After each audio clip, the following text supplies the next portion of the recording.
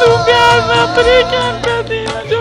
तो माते प्रिया मुनी नजर का हुईया किथे बा कीअं बा कहिड़े हाल में आहे हिनखे आज़ादु कराए ॾे न तव्हां पंहिंजे पाण खे मारे छॾंदव हाणे आख़िरी इहो ई हल बचो काश तव्हां इहो दर्द पाण ते महसूस कयो तव्हां उन माउ जे ॻोड़नि खे ॾिसो तव्हां उन माउ जी तकलीफ़ खे ॾिसो उहे आशियाना तोखे यादि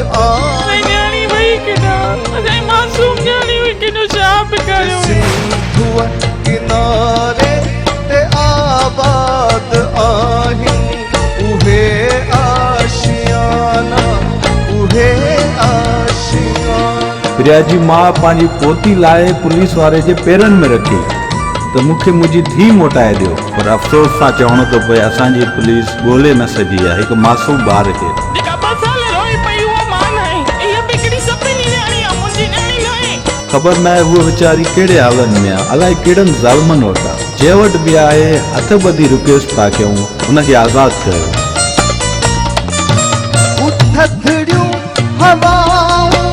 बहारुनि जी मौसम केॾो टाइम थियो आहे सभु ॿार आज़ादु थियनि था हिन मुंहिंजी न्याणीअ केॾो ॾोह कयो उथड़ियूं हवाऊं बहारुनि जी मौसम मुखां थी न विसरी किनारनि जी मौसम से लम्हा सज़ाऊं तुझे बाद आहिनि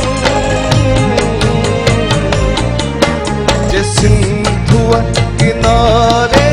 ते आबाद आहिनि उहे आशियाना उहे आशियाना मां चीफ ऑफ आर्मी खे रिक्वेस्ट कंदुमि आसिफ अली ज़रदारी साहब खे रिक्वेस्ट कंदुमि मां बिलावल भुट्टो साहब खे रिक्वेस्ट कंदुमि त प्लीज़ ख़ुदा रा प्रिया जी माउ ते रहम कयो प्रिया ते रहम कयो प्रिया जे पूरे ख़ानदान ते रहम कयो पूरी सिंध ते रहम कयो प्रिया जी माउ खे उनजी न्याणी मोटाए ॾियो